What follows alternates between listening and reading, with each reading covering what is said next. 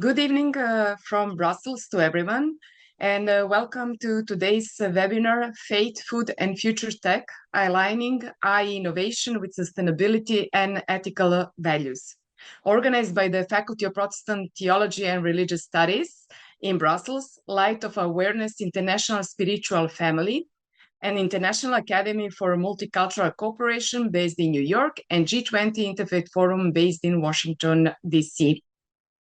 My name is Elizaveta Kitanovic, and I work as a professor of human rights law, and I have the honor of serving as your moderator for this important and timely conversation.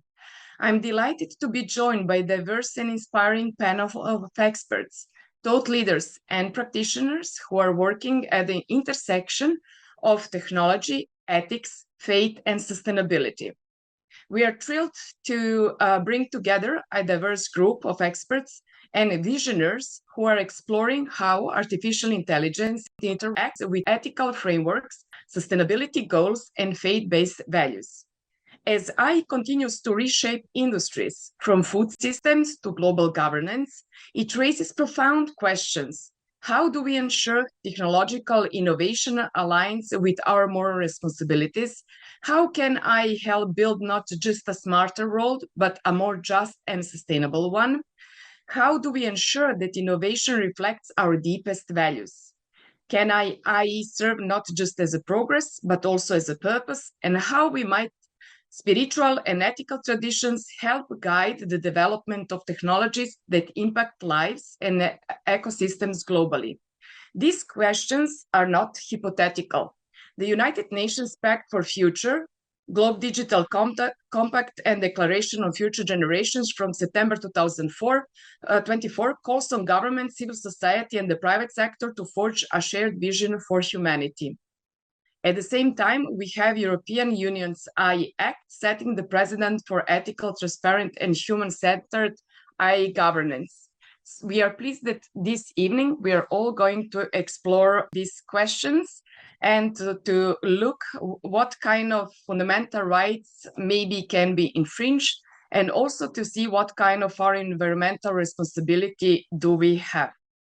I will over the floor and the mic to our dear colleague, Audrey Kitagwa, who is going to introduce us to the ethical values with religious profound roots that she has in her own community. And we are looking forward listening your insights. Audrey, over to you. Thank you so much, Elizabeth, and all co-sponsors. Thank you for the privilege to share in this discussion of faith, food, and future tech, aligning AI innovation with sustainability and ethical values.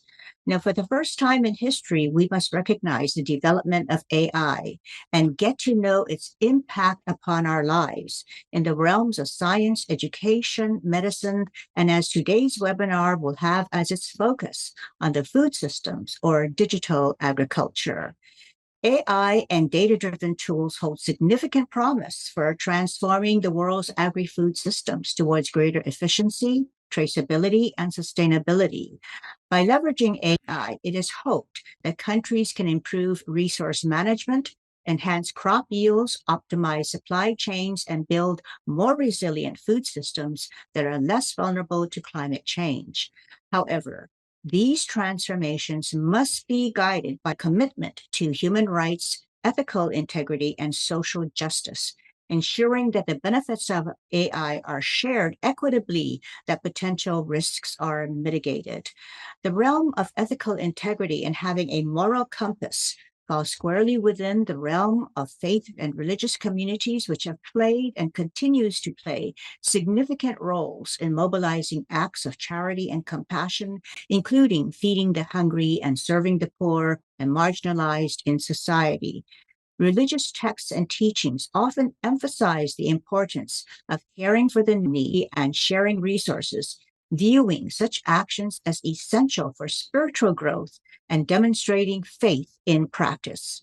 This will not change with the advent of AI in agriculture, because even now there is sufficient food to feed the world's hungry, but there are still people who don't have enough to eat. According to the UN Committee on Food Security, The world produces enough food to feed 10 billion people. In other words, there is more than enough for everyone, yet close to 1 billion people go hungry. And some of the causes of food scarcity, especially as we see it today, are conflicts, political policies that create food scarcity, displacement, climate change, and migration to flee conflicts and climate change.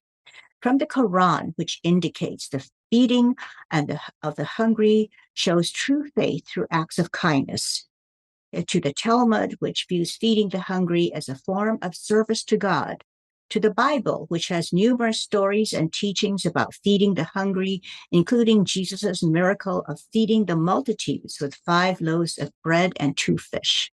The Catechism in the Catholic Church states that the right to food is a basic human right and emphasizes the importance of meeting people's fundamental needs. Many religions see feeding the hungry as a way to demonstrate faith and love for God and one's neighbor. Acts of charity and compassion are often seen as ways to grow in spiritual maturity and strengthen one's relationship with God. Some religious texts and traditions promise blessings and forgiveness for those who feed the hungry. Christian teachings emphasize the importance of caring for the poor and marginalized as a reflection of God's love and compassion. We all know that there is a promise in the potential of AI and other modern technologies to facilitate innovation and creativity in the agri-food systems, but there are risks as well. AI innovations and solutions must be founded on fairness, ethics, morality, and sound values. In essence, a human-centered approach. Deployment of new technologies to facilitate delivery of food from farms to tables must be managed responsibly, mindful of the environment, ethics, human rights, and social justice. The development of AI must be interdisciplinary and should engage various cultures, philosophies, beliefs, and values. Failure to include diverse viewpoints can marginalize certain groups and limit the potential of AI because it will be based on incomplete human input, missing key insights and awareness. Both large and small farming methodologies have upsides and downsides. Large-scale industrial farms, an important part of the global food supply chain, generate high yields at lower costs, but large monoculture industrial farms are responsible for soil degradation, pollution, and biodiversity loss. On the other hand, small rural farms contribute to local food security and place greater emphasis on traditional practices, organic farming, and crop rotation, which are more environmentally sustainable, but their yields are lower, requiring more labor and higher costs. Technology, AI, and modern innovations are being utilized to optimize the yields, efficiency, and profits of industrial farms. But we must consider not only how technology can help large-scale farming become more efficient and profitable, but how they can become more environmentally and socially responsible. And technological advances must be made more accessible to smallholder farms. There are millions of smallholder farms around the world that already produce about 1/3 of the world's food, and they have the potential to produce more using sustainable natural processes, but they are marginalized by poverty, climate change, and conflict. Providing even basic technology can help them access knowledge such as weather, farm management, and market information. One example of how technology can help is an app developed by the Smallholder Farmers Alliance in Haiti in conjunction with Columbia University that tracks the impact of an individual smallholder farm in terms of crop yields, effects on the environment, and women's empowerment. The farmers can not only track productivity and yield, but they are selling the data and marketing the advantages of the smallholder farm methodology. Whether in farming, processing, or distribution, application of new technologies to the elements of the food supply chain must be managed ethically with the goals of sustainability, environmental responsibility, health, and fairness at the forefront.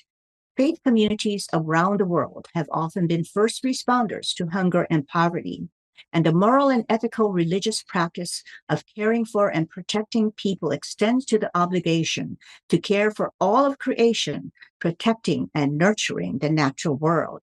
In his 2015 encyclical Laudato Si, Pope Francis encouraged us to hear both the cry of the earth and the cry of the poor. Everything is connected, he said, and concern for the environment thus needs to be joined in a sincere love for our fellow human beings and an unwavering commitment to resolving the problems of society. The sacred texts and teachings of the world's traditions all speak of the magnificence, beauty, and diversity of the natural world, and our obligation is to serve it and protect it. Everything that exists in nature is part of an interconnected, interdependent living system. This deep understanding by many shared faith traditions is a foundational truth embraced by Indigenous people in their sacred relationship to the environment, and the increased engagement of the Indigenous perspective in environmental policy and process development is shifting global conversations around climate change towards a more holistic, inclusive, and ethical approach. So the wisdom of the Indigenous people must therefore be considered in helping us to be good custodians and guardians of the earth. Thank you. Thank you so much, Audrey, for this excellent input, especially listing theological values and also which are based on religious roots that we have. And also, I'm very glad that actually you have mentioned the importance of engaging Indigenous communities, because here in Europe, we do not do so much of engagement of Indigenous communities, but I think that is very, very important that in the future work at FBTR, of course, in partnership with you and the G20 Interfaith Forum, we actually take this more and deeper on board, especially because of this special relationship towards nature.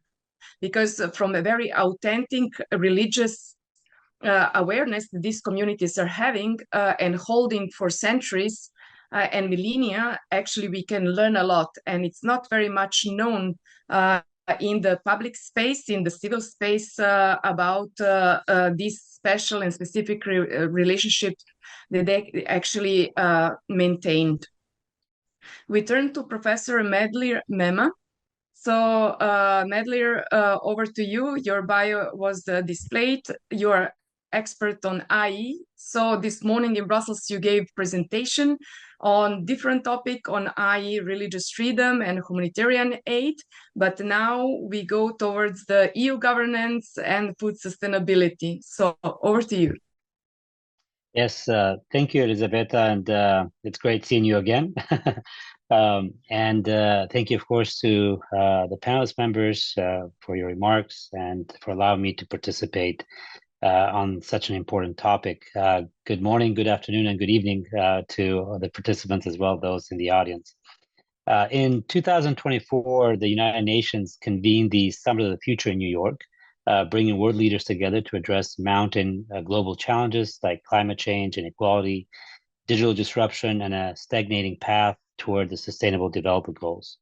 And at the heart of that conversation was a question that I think should concern all of us, and that is whether artificial intelligence helps us achieve sustainable development, or will it actually undermine it? And this is the kind of question that I want to explore today, perhaps not exhaustively, but at least begin the conversation. Now, of course, artificial intelligence is everywhere, from diagnosing disease to managing energy grids. AI frontier models, chatbots, AI agents have already begun transforming our world. And these technological advancements, of course, hold real promise, whether it's smarter agriculture, as was just mentioned, cleaner cities, more inclusive education and health systems. But of course, they also carry risks like soaring energy and water demands, growing digital inequality, a troubling concentration of power in the hands of a few tech giants and great powers. So the question is not whether AI can help, but rather whether it will, under current governance models, deliver the outcomes we need, especially for the most vulnerable. The UN Summit of the Future itself, organized, as I said, in September of last year, of 2024, at least in my estimation, is one of the most ambitious recent undertakings by the international community. For years, since the UN Secretary General Antonio Guterres' roadmap for digital cooperation, 3 years since his Our Common Agenda report in September 2021, world leaders met in September of last year in New York to discuss issues related to global governance and emerging global challenges. The subsequent adoption of the Pact for the Future, which included a global digital compact, which Elisabetta also outlined at the beginning, as well as a declaration on future generations, expressed the international community's intention to address both present and future challenges through enhanced multilateralism, digital governance, and the protection of future generations' rights. The summit itself took place against the backdrop of worsening UN Security Council dysfunction, uneven and halting progress towards the achievement of Sustainable Development Goals, worsening global inequalities, and the disruptive influence of emerging technologies. And among the key commitments identified by world leaders in the run-up to the summit, as well as at the summit, as well as academics, civil society representatives, were the reform of international institutions, and in particular of the UN Security Council, the reallocation of some prerogatives to the UN General Assembly, the need to refocus global efforts to meet the SDGs by 2030, and redressing global inequalities by harnessing, among others, the potentially transformative power of artificial intelligence. The explosion of AI-enabled and augmented technologies, I'd argue, has rapidly elevated its importance on the global stage. Witness this panel today. Who would have thought that food, faith, and the future of tech would be on the same panel? But here we are. But this has prompted these kinds of conversations, urgent discussions on the need for international frameworks to ensure it's responsible, that is, AI's responsible development and ethical use, as well as intensive consideration of AI's potential to contribute positively to global development. Recognizing both the opportunities and the dangers, the summit called for a multilateral approach to AI governance, emphasizing transparency, accountability, and collaboration to prevent misuse while maximizing its benefits for achieving the SDGs and addressing global inequalities. Anticipating these concerns, and with the stated goal of an inclusive, open, and sustainable, fair, safe, and secure digital future for all, the Global Digital Compact outlines a series of objectives, including closing all digital divides and accelerating progress across the Sustainable Development Goals, expanding inclusion in and benefits from the digital economy for all, fostering an inclusive, open, safe, and secure digital space that respects, protects, and promotes human rights, and finally, enhancing international governance of artificial intelligence for the benefit of humanity.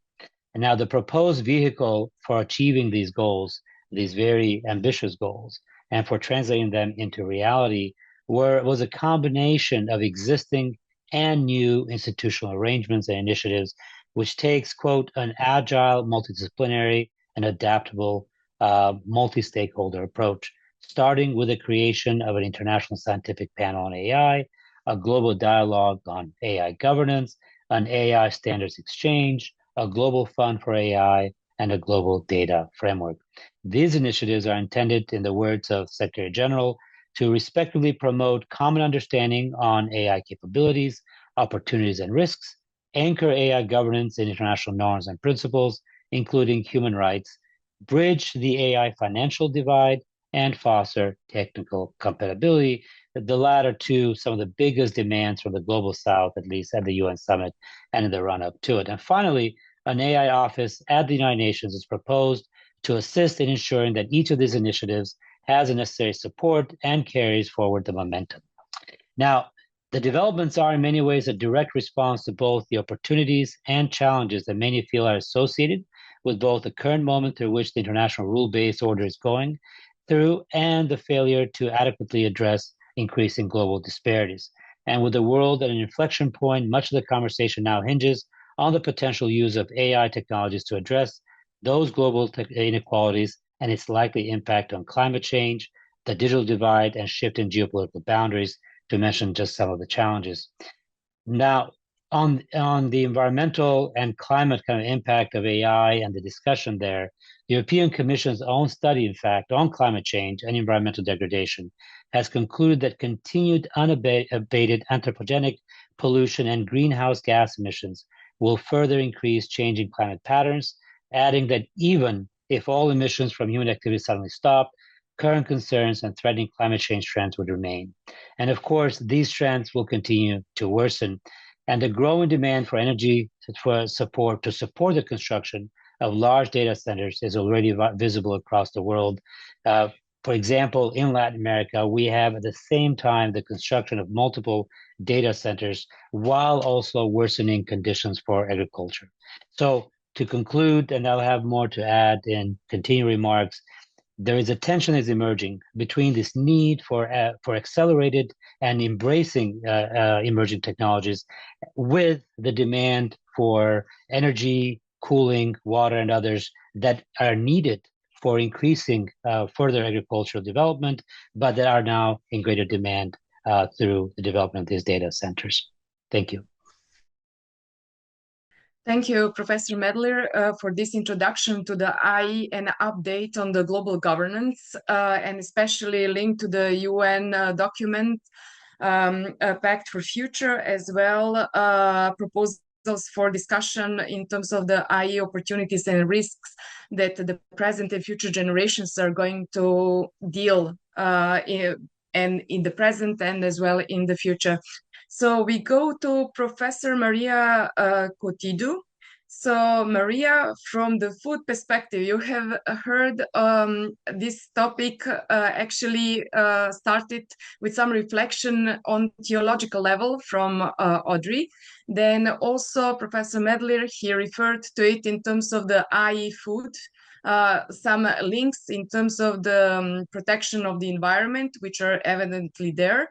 When I met you, we had, let's say, conversation about sustainable food. So can you a little bit elaborate on that? What is the present and what is the future of sustainable food? As Audrey has said, there is food for everybody. So no one should be hungry, but nevertheless, we face poverty. So from your perspective, how do we bridge the gap? Hi, Elisabetta. Thank you. Thank you for having me here today. I have prepared a presentation to share with you. Okay, good morning, good afternoon to everyone. My name is Maria Cotidu and I'm a food scientist working in research and development and innovation within food systems. Today, I would like to offer my perspective as a food scientist on one of the most urgent challenges we face, the food waste, and what science is doing about this. Together, we are going to look at the global impact and how the science is helping to reimagine waste, not just as a technical issue, but as a question of sustainability, ethics, and responsibility. Let's start with something quite shocking. Imagine we are preparing a nice meal and then throwing immediately a third straight on the trash.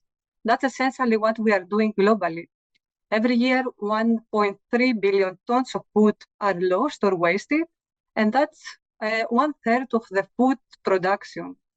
The waste happens across the entire supply chain from farm to fork, so from the cultivation, post-harvest, processing and packaging, distribution, and during the retail, restaurants, and of course in our homes. And this doesn't happen exactly in the same way.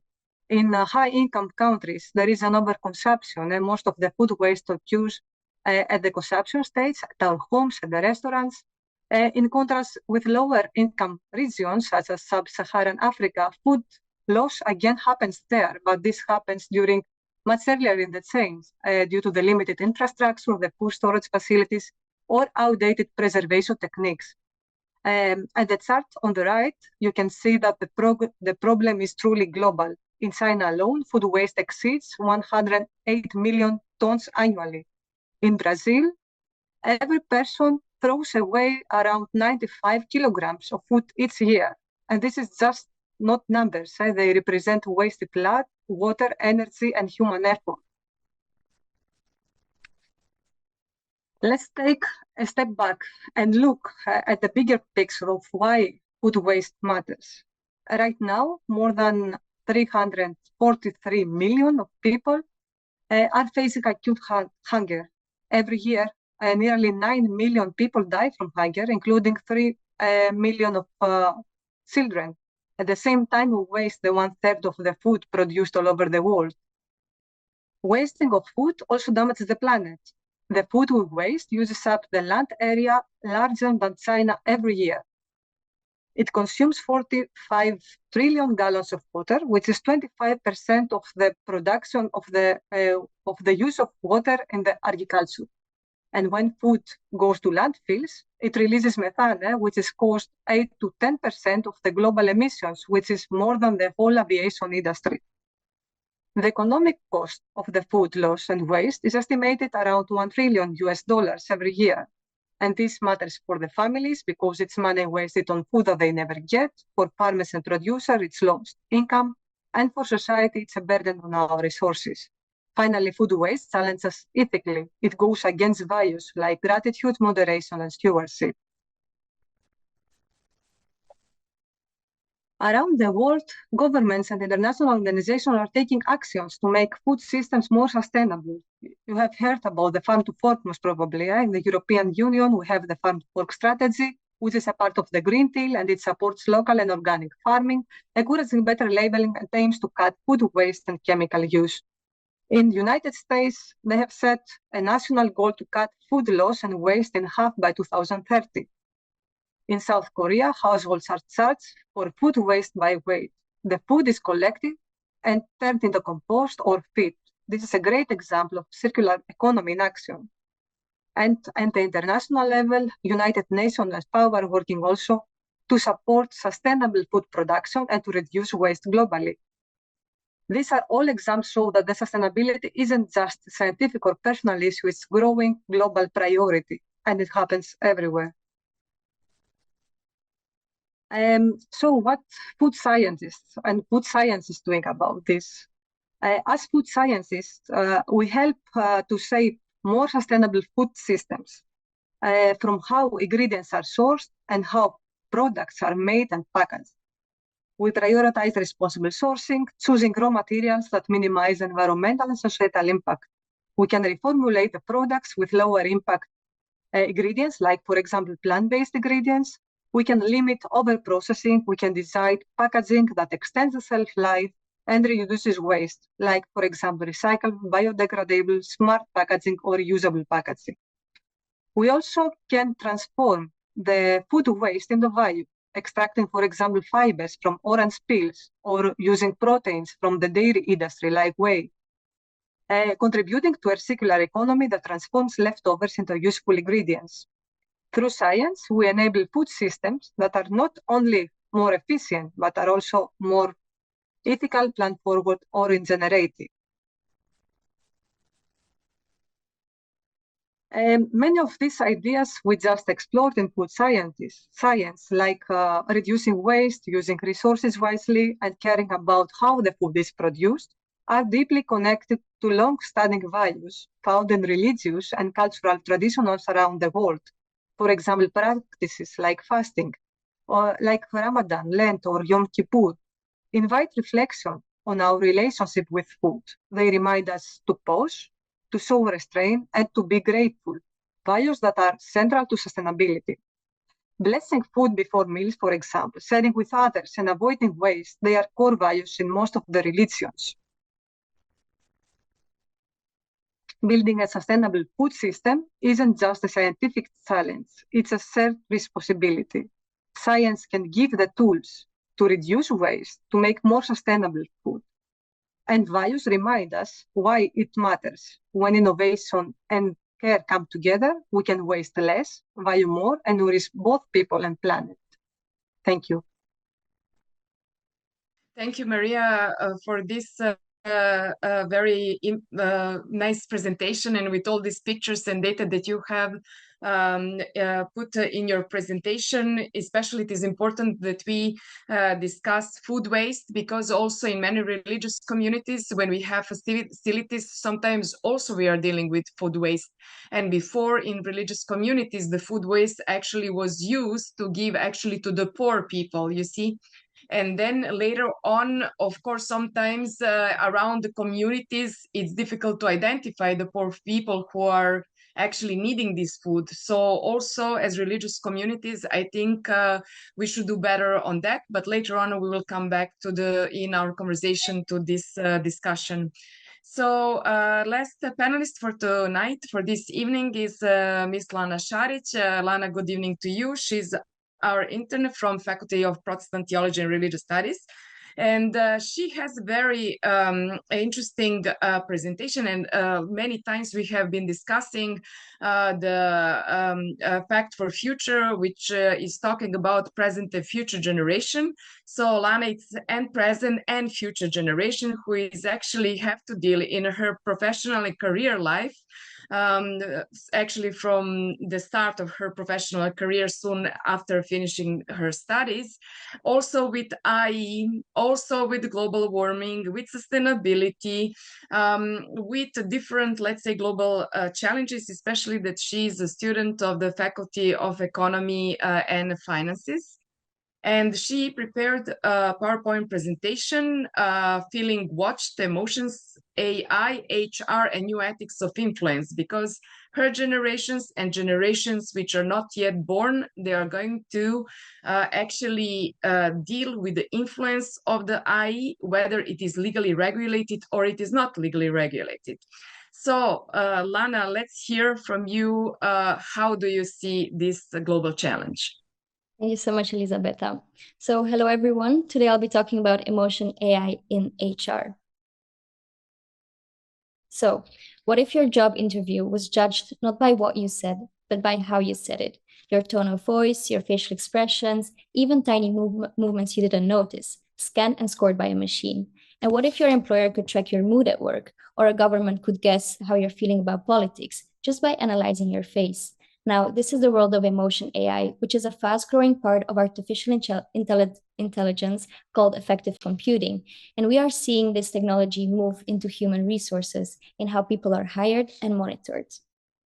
So emotion AI, also known as effective computing, is about teaching machines to recognize, interpret, and respond to human emotions. So in HR, emotion AI is already being used.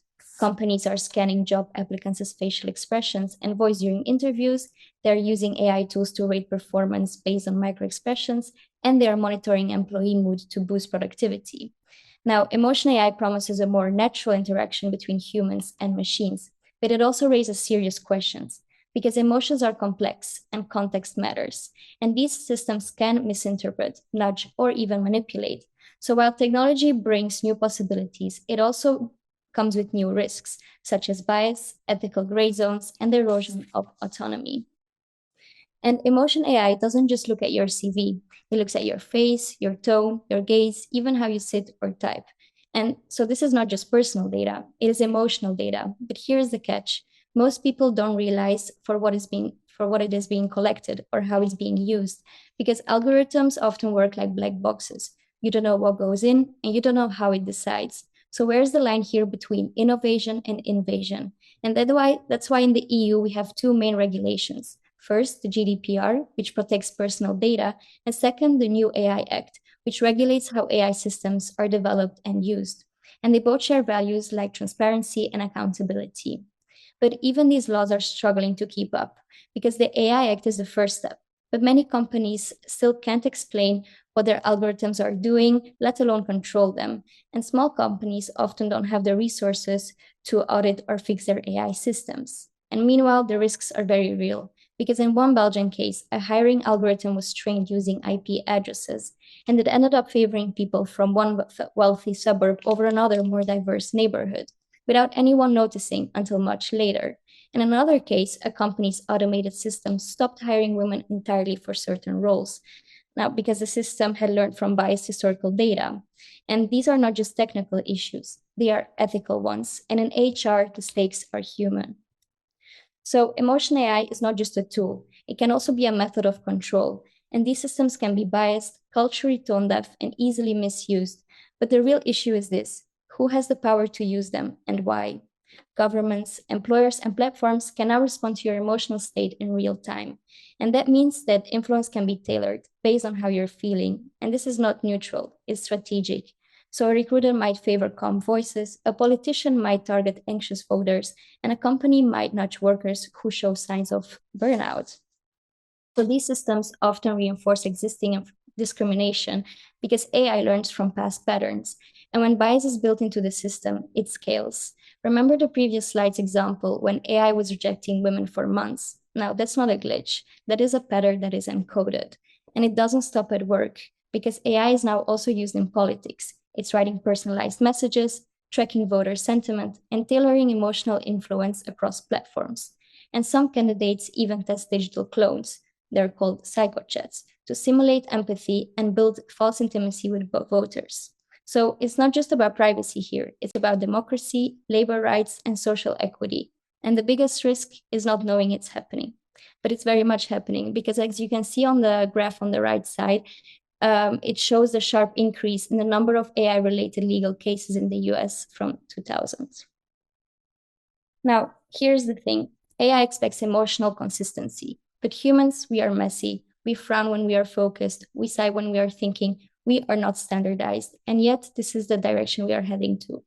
Now, imagine your workplace as a mirror. You're prompted to smile, your stress is flagged before you even feel it, and HR quietly nudges your mood to align with productivity goals. And this is not fiction, because, for example, Amazon patented a wristband that uses ultrasonic pulses to track workers' hand movements. So if you pause, it vibrates to get you back on task. And they've also explored technology to detect emotional states, linking stress to productivity or identifying when someone's not focused enough. Now, take that logic and apply it to office jobs. Through webcams and wearables, emotional AI tracks your engagement, tone, and expressions. Now, this is where I think of my mother, because if her office had emotional tracking tech, she would be fired before lunch, not for doing anything wrong, just for being in a mood. And she is not alone. Humans are not consistent. We are not always on. And excessive monitoring doesn't always make us feel supported. It can actually make us feel watched. So while emotional AI may be smart, it is still artificial. So emotion AI can detect a trembling voice or a raised heart, but it can label that as stress or sadness. And here's the difference. It doesn't feel anything. So we have to ask, can a machine ever really understand empathy or dignity? So yes, AI can simulate empathy. It can say the right thing at the right moment, but it doesn't care. It calculates. However, AI can also help in a way. It can support mental health apps, guide conversation, and even flag distress early. But emotional data is still deeply personal, and technology will keep evolving. But empathy, real empathy, is ancient, and it's still irreplaceable. Because when it comes to feeling deeply, responding authentically, and being truly present, we are still the best technology that there is. So at this point, the question is not whether emotion AI should exist, but how it should be used and under what conditions. So if emotional technologies are entering the workplace, education, healthcare, and politics, they must be governed by principles that protect human dignity, privacy, and freedom. So I won't go much in detail because of the time here, but I think the core priorities when it comes to emotional AI should be clear ethical guidelines, transparency in algorithmic decision-making, purpose limitation, also safeguards against bias, and lastly, international alignment. So to conclude, emotion AI is already part of how we work and communicate. It can offer real value, helping us detect stress, support well-being, and improve communication. But the question we are left with here is, how can we use this technology to foster human flourishing, not control? And let me end with something simple. To be seen is not to be known. So we might detect someone's sadness, but that doesn't mean we understand their story. And no system, no matter how advanced, can replace the depth of real human connection. So yes, let's keep build better tools, better AI tools, but let's also protect what makes us human, our ability to listen, to reflect, and to be present. Thank you so much for your attention. And here are some further readings and a video that I found interesting for you to maybe explore throughout my research. And here are the resources I used for building this presentation. Thank you so much. Thank you, Lana, for completing your task perfectly. As always, you know, after your presentation, I'm counting my days to retirement because I don't know how the world is going to continue like living with all this surveillance if they are not legalized in a sense that they are really human-centric and really there to protect human dignity. So thank you so much. That just shows that actually the present generations have a lot of responsibility to participate decision making on the legislative instruments and mechanisms, simply that they are controlled in and actually serve to protect human dignity and not to exploit human dignity, as you have said, and all of you in your presentation. And also it's very important actually that the gender let's say balance, it's also there, especially because of the discrimination and all these different discriminatory grounds that we found sometimes ourselves discriminated, either it's gender or it's religious or it's racial or it's ethnic or anything else, or intersection of all of this. Actually all that leads us that we have to work together, and I am very pleased that actually this evening we have very diverse panel. So from religious, scientific, different, let's say, scientific fields, like from the food and the global governance, and also and present and future generation that young people represents. And of course, we all care what kind of role we are going to leave them, and what kind of role actually we are going to build for those who are not born yet. So we have next 20 minutes for discussion among our panelists. And I would like actually to start with Audrey. Audrey, you had actually raised and made actually comparative analysis of the different theological texts that are actually used at the present time and were used in the past as a moral compass for the societies and religious communities, creating the narrative in the society, how people should relate to each other. How do we relate to our neighbor as individual, then also as community vis-a-vis their communities, based on different sorts of social teaching, and actually making the society very participative. You know, like that actually we engage different religious communities being engaged in global conversations. From your very rich experience in New York, and you being linked strongly to UN different forums, is there enough space to bring these questions and concerns towards, let's say, global leadership? And this is one question. Are there enough platforms? Is there enough public space for it? Is there enough media space? And the second question to you is, how do you see religious activities of religious communities? Some are active, some are passive, some need a little bit more knowledge, you know, or more, let's say, interest on the global insights, because sometimes we think that the global level is too far away from the local community, so we don't have big wish to engage with the global questions, while still the global, let's say, legislation influence, and actually international laws are influencing also our national legislation as well as constitutions, and of course they come also to the local level. So how do you see these challenges? Thank you so much, Elizabeth. Yes, the questions that you pose are huge questions. However, we must understand that faith communities are often historically on the ground within their communities. So how do we see the activities of religious communities and having the global insight?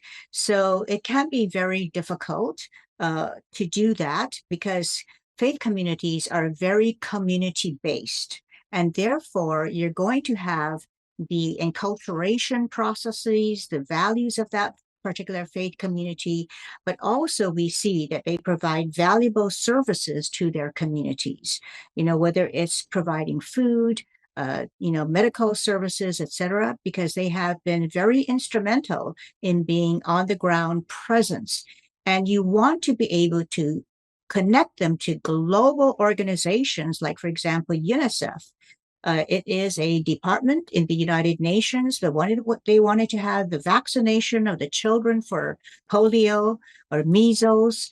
They contacted faith leaders so it could help facilitate the entry of the vaccinations into the faith communities and the communities at large. And their work was very instrumental in helping to eradicate polio and measles. On the other hand, there have been certain faith leaders who also indoctrinated their communities to say, don't take these vaccines because it'll cause sterilization, etc. So you always have to look at the cultural context as well as the teachings of the particular faith leaders, because they have huge influence on their respective communities. So to bring it into the global world, however, we have to see how the processes and the implementation of practices on the ground can either enhance the global scene or actually become impediments to it. So, for example, the vaccination process. So when they had the cooperation of the faith leaders, the vaccinations went very well. And the delivery of necessary food, like, for example, UNICEF again, being able to distribute food into local communities that, face starvation, they do rely on the faith leaders. So to the extent you have faith leaders who will cooperate and work with global agencies, they have proven to be very instrumental in showing the global impact of localized communities that have around the world. So that's a very, very important thing for us to keep in mind, as UNICEF has so far shown the efficaciousness of engaging with faith leaders on the ground. And the other question that you asked, global leadership, is there enough public space and media space? And again, this takes us to the issue of the values and the ethics, because, you can shape the worldview of the people that you are dealing with. And at all times, we must remember the sacred teachings of the great masters who have come to us over the eons. And a great master who roamed this earth 2,500 years ago said, know the truth, and the truth shall set you free. That is a very, very important universal and eternal universal truth, because as I listened to Lana's presentation, frankly, it's quite frightening how AI can be utilized to spread widely lies and distortions. And of course, we have seen that in elections, national elections, and the mobilization of some faith communities to help, support untruths. And so whether it's knowingly or unknowingly, we all have to be educated and to remember the essence of the sacred teachings, because that would always be foundational in our human relationships. And we should always remember, how far do you think our human relationships can go if you can't trust the person? If, they are known to be chronic liars. So it's always going to boil down to, regardless of AI, the human to human relationship. So AI may outstrip us in many levels. And I hate to think that they will outstrip us on emotional intelligence. But if we can adhere to the values that we have grown up with the important sacred texts, then we should be able to come through in one piece, because the information provided by Lana has been actually quite frightening. And the issue of whether it can support us, AI can support us or control us, is a very important issue. The book, George Orwell's book, 1984, is very, very pertinent here, and we should all review and read that book again. Thank you, Audrey, for this exciting input. And I will just bring Maria into the conversation, because you have been mentioning the issue with the food and with vaccination. And in the chat, there is actually a question and invitation for cooperation, Audrey, to you from Burkina Faso, West Africa, from the colleague Peace activist and indigenous rights defender, who says that she's very happy to attend this webinar, and that she is a pastoralist community in West Africa and interested in connecting with you. And she actually posted her email address for follow-up, Audrey, personally to you. But just to come back to Maria, I mean, you have been actually presenting all legislative frame in terms of from farm to fork, different, let's say, concepts and the best practice from South Korea. How far we are in Europe from that kind of standard in recycling food, that there is food simply for everybody, and from what Audrey mentioned as well in terms of feeding people, that they simply live their life in dignity because there is enough for everybody. We just don't have the culture of enough yet developed. Yes, Elizabeth, a really nice question and valid comments. How far we are in Europe? Actually, there are specific policies, what I mentioned already. So EU is taking some measures and to reduce the CO2 emissions. For example, I don't know if you heard about the Scope 1, Scope 2, Scope 3, maybe in previous presentations, webinars, you heard about this. So actually all companies, because I work also in the food industry, we take measures now and we try to reduce our emissions. And meaning that this will be the same for all the companies in Europe. So we really have to comply with this policy. Regarding the food waste, okay, of course, we try, for example, to reduce the food waste as food scientists with making different formulations, trying to make to use ingredients that they are more sustainable, to bring more sustainable food in the market. We try also to reduce packaging, for example. This is something really important. So most of the packaging will be recyclable and reusable. The point is that is going to happen. So the packaging will be recyclable, but who is going to do this? In Belgium, we are both in Belgium. We know that the recycling industry, it's very big. So indeed this happens, but this doesn't mean that it will happen in all over the Europe and also in all over the world. So there are a lot of measures and policies, which is really good. It's a positive step. We go to this direction that we have to go. But then it's also up to us to change our habits. We have to change the way that we live. We have to stop this overconsumption. Even if there are a lot of different rules and policies, we have to take steps ourselves as human beings. So we have to change the way that we live. This is regarding food waste. Regarding packaging, we discussed. So there are a lot of things that we can do.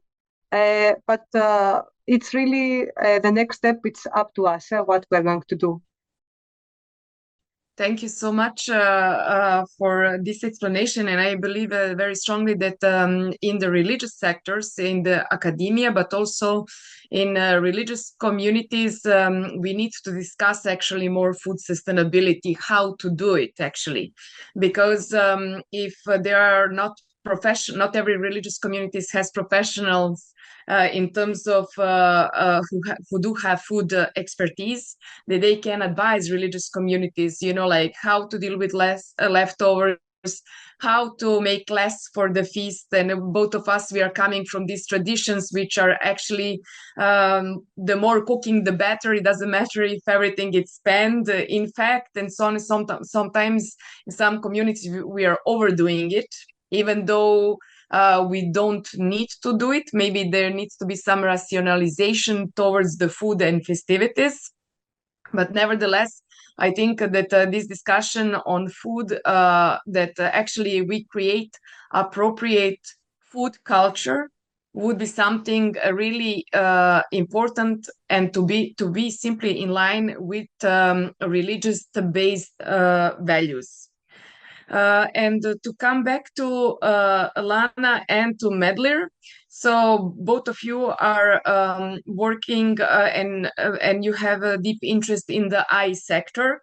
Medlir as a professor who is running the Global Institute related to the AI topics.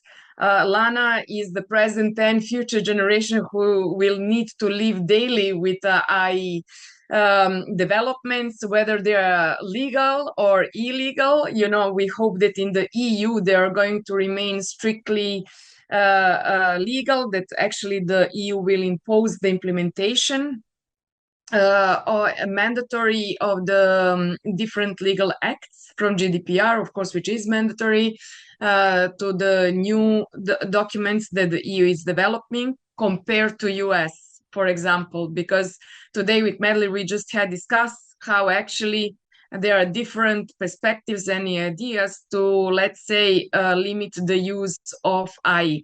So Medley, how you see in these developments in the US compared to EU?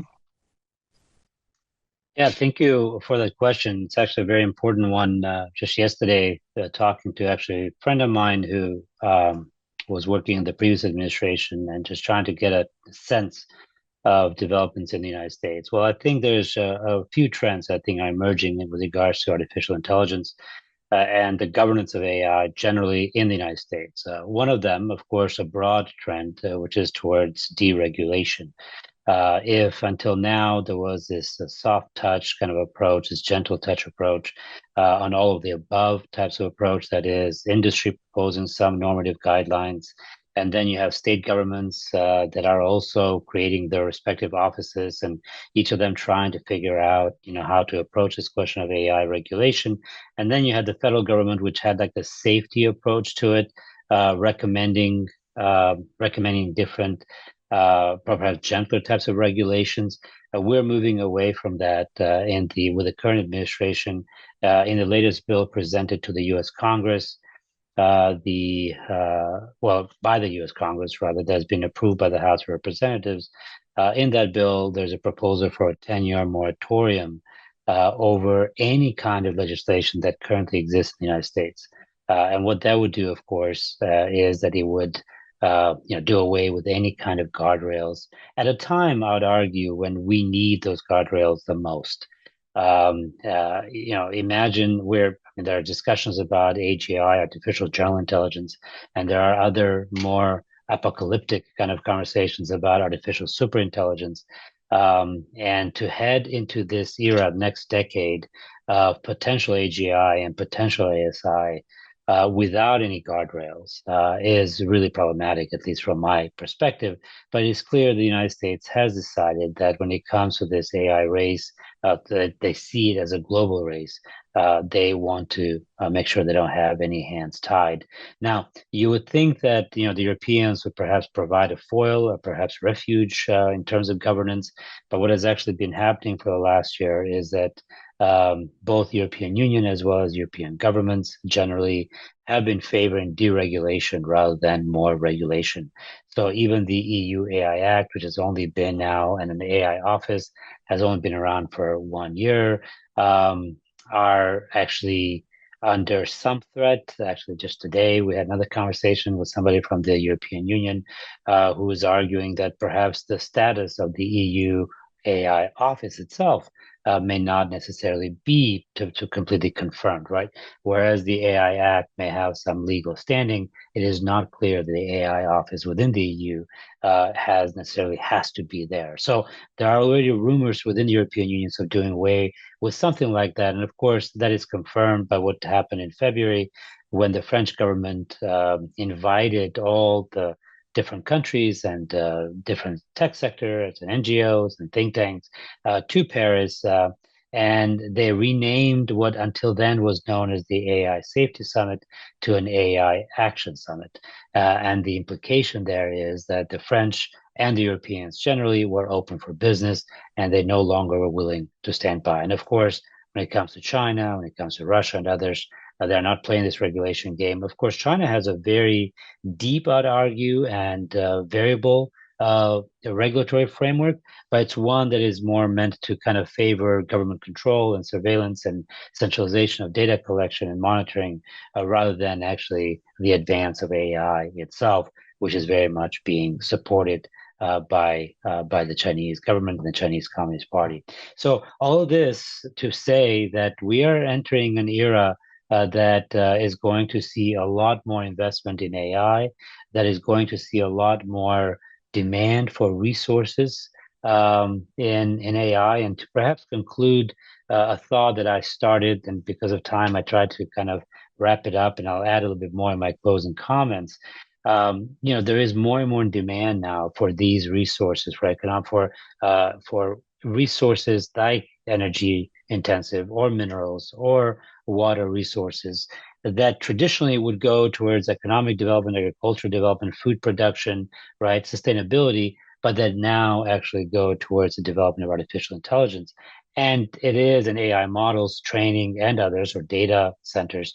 And the challenge that we have, of course, the concern that we have is that that is going to dilute, and it's going to actually create a lot of pressure on existing environmental kind of models that we have, climate change models and others, and that of course is going to put pressure and maybe collapse the whole kind of climate ecosystem that we have. So again, I'll add a little bit more to this on in my closing comments, but just to point out that we are heading into an era that is going to be very unstable, very unpredictable, and very difficult at a moment when also regulation is being done away with. Thank you so much, Medler. I would invite everybody to post their questions in the chat. But we have actually the first question, and that is for Medler, for you. So if you were to advise an African government today on the top 3 priorities to include in a national AI strategy aimed at enhancing good governance, what would you recommend? Oh, thank you. Excellent, excellent question. Well, first would be, I think, doing away with the data bias. So making sure that the data that you're training on is actually complete and it is not biased, and it's not just the data itself, but also the algorithms upon which or that data is training. The second one would be transparency of that. One of the biggest concerns, especially in the developing world, is this concern with digital authoritarianism. And then the other side of that conversation is, of course, surveillance capitalism. So to what end are we using these products? Is it because everybody's using these products, or is it because we are going to achieve something? And the third one is the sustainability question. This data sovereignty movement that we're seeing, and increasingly we're going to see every country is going to develop their own, obviously, AI policy, and they should, but also everybody's going to also centralize data collection, monitoring, processing in their own countries. That's going to be very resource intensive. How sustainable is it for those countries? Is it absolutely necessary? And is it important? So you have to have a legal framework to begin with about how the data is going to be used and how that's going to be monitored. Transparency has to be important, but then the sustainable use of these kinds of technologies also must be important. Thank you so much for answering this question. We have another question from the FPTR PhD candidate PC. He's from Ghana. So he is asking, how does the outcomes of these insightful scholarly lectures and research affect and impart the grassroots of our societies and communities? I think, Audrey, you're the closest to respond to this question. So, with respect to scholarly lectures and research, and how does it, impart to the grassroots or societies and communities? Well, I think, in some ways, AI is going to help facilitate this kind of information actually getting into the grassroots as availability becomes more and more prominent. And as Professor Mima already indicated that each country is going to start to accelerate their cultivation of AI, and we will see that each country is going to be trying to harness as much information as possible and develop their AI technologies. So as countries develop these technologies, we will see that the access to people on the ground is going to become more prevalent. So scholarly works as well will become, available as well. And actually, if already on the net, you can access all kinds of information that was not available just within a few short years. And I actually had a doctor tell me that sometimes the patients are more well informed about their condition. So I think this kind of information accessibility, whether it's in the medical field or in food technologies, or, I was just reading this morning's New York Times, and there's an app that you can download that will tell you when you go to the grocery store, you scan an app and it'll tell you whether to buy or not buy because it's not healthy. So, it's just immense, the collapsing of the gap of information and availability and accessibility of information to communities on the ground. So in that sense, it kind of neutralizes everybody's ability to be able to have information, because information can be knowledge, but we have to be able to have the discernment process. And I see Professor Mima's hand just went up. And, so Elizabeta, I think this kind of accessibility to information is going to be available to hopefully everybody on the ground, but we still have to exercise discernment processes because there's so much rubbish on the internet as well. Yeah, thank you very much for that. Just a very quick intervention. I've spoken too much already, but just to build on what was just said, information can be both a blessing and a curse. And I'd argue that probably the value of this conversation and these types of conversations is twofold.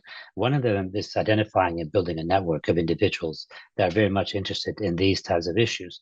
And connected to that is also the discussion on AI literacy.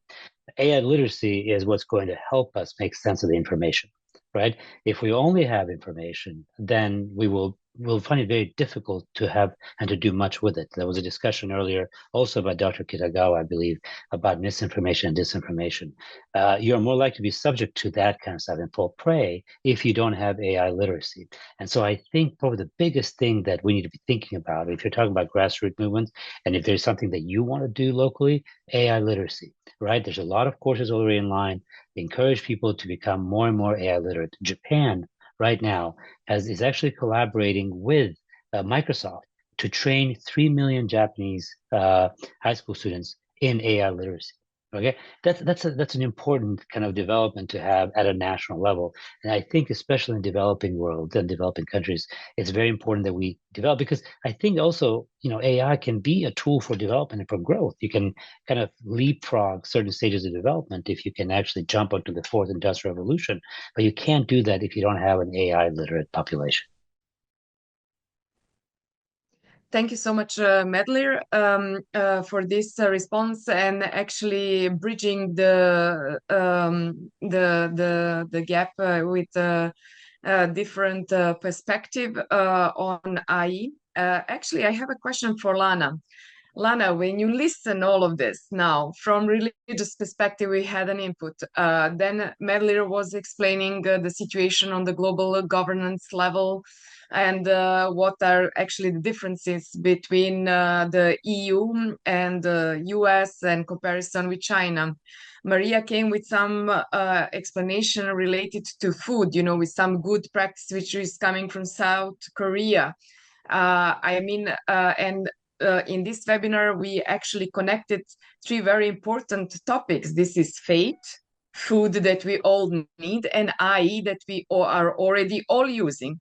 So how do you see these challenges? Because you will, once you finish your studies, you will be in a process of looking for a job.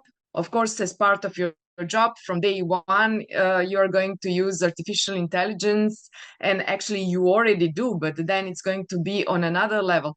How this looks to you? I mean, that is, let's say, normal, like what was after COVID, like new normal for us, let's say older people, let's say older generations. But for you, actually, you live with AI every day. So what are your expectations in terms of job market? Is it too difficult to live with these new developments, to be updated all the time, to look for the information? Or for you, this is just ordinary thing? Like, No, no, it's definitely not ordinary at all. Because I remember about 2 years ago, I think AI just came out and my friends were using it, and I was the one against it. I was like, I'm not going to use this ever. Why are you doing that? We're going to become lazy, not think for ourselves. That was my first opinion. And I was like, okay. Then 3 months later, I fell for it and I started using it. And then I also got hooked to it. And then I understood why people have the temptation to go on it and ask to do something faster than you can. So it's a thing, like you cannot not follow the new trend. Let's say you have to follow, because you will be the one disadvantaged, I think. I also had a professor, I did an AI class this year in a university, and the professor there said, like, you have to learn to prompt. That will be the new skill, she said. And it is true, I think. And as Professor Mima said, in Japan, they're already working on it. And I think it's a great example of how upcoming generations are going to be, that's going to be a skill, I think, required. So yes, it is a lot to take.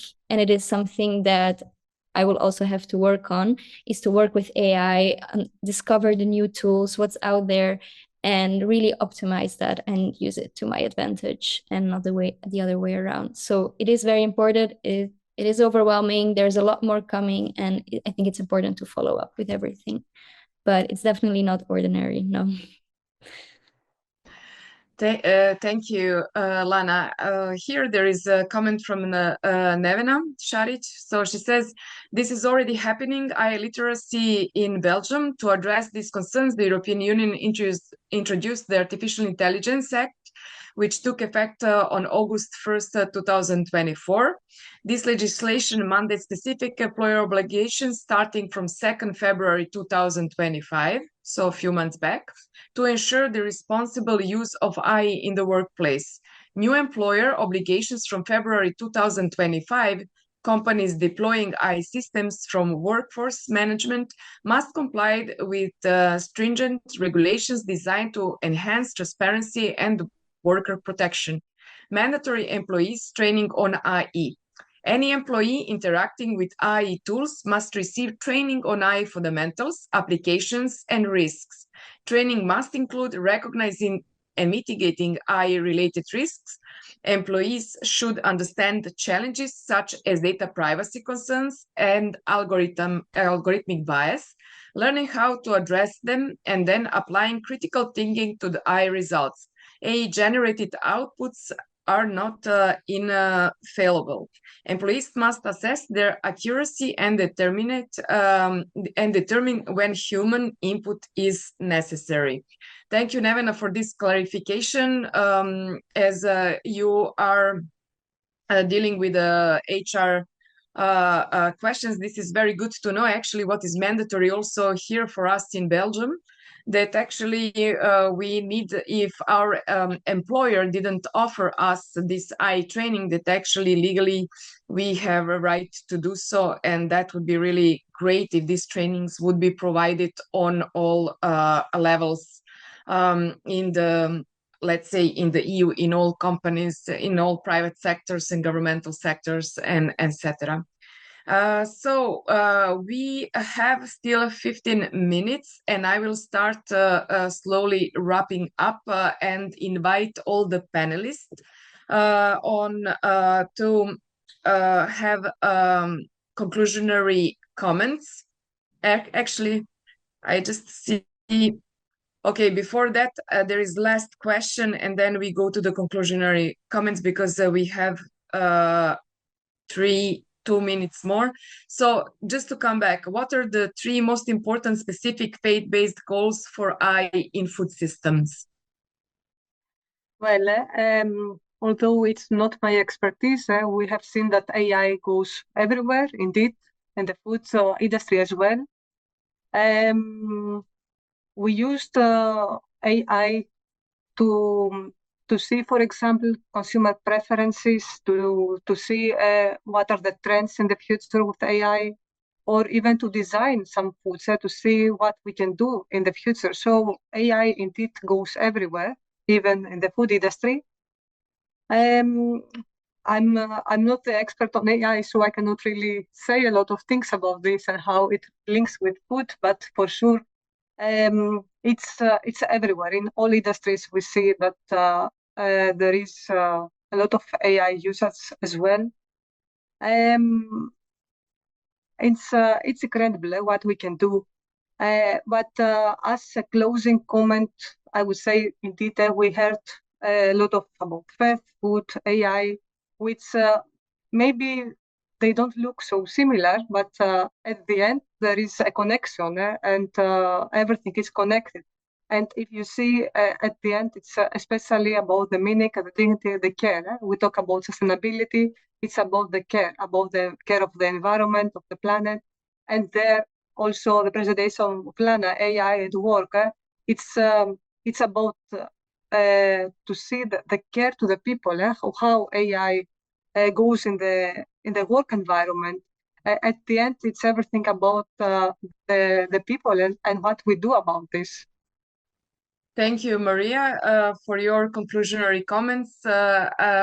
We always need to have human-centric approach with no matter in which sector we work, because we want actually to improve the living conditions for everybody with zero tolerance to poverty and any difficulties, which includes actually basic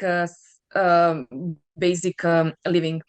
So, Audrey, what would be from your side conclusionary comments to this webinar on faith, food, and artificial intelligence after hearing all these inputs? Thank you so much, Elisabetta. So if we recall, there are millions of people who die from hunger-related causes every year. And with close to 1 billion people suffering from hunger around the world, it really is essential that new ideas and innovations be welcome and utilized to increase food production and refine and expedite supply chain issues. But that's not the only thing. As our panelists have so richly shared, we also have to look at aspects of food waste and how that also plays a role in starvation. Also, we have not done a deep dive into political processes and decisions that actually create hunger and starvation. So that's a whole nother important topic to explore. So the, increasing supply chain issues, et cetera, are all excellent, as we need to consider how to, expand the food availability. But also we must not forget that political decisions play a huge role in creating starvation, and primarily because of the conflicts that they create.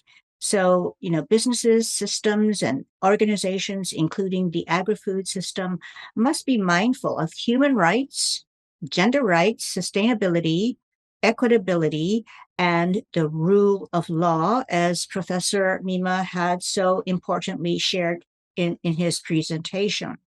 And equality must be considered as new technologies are rolled out.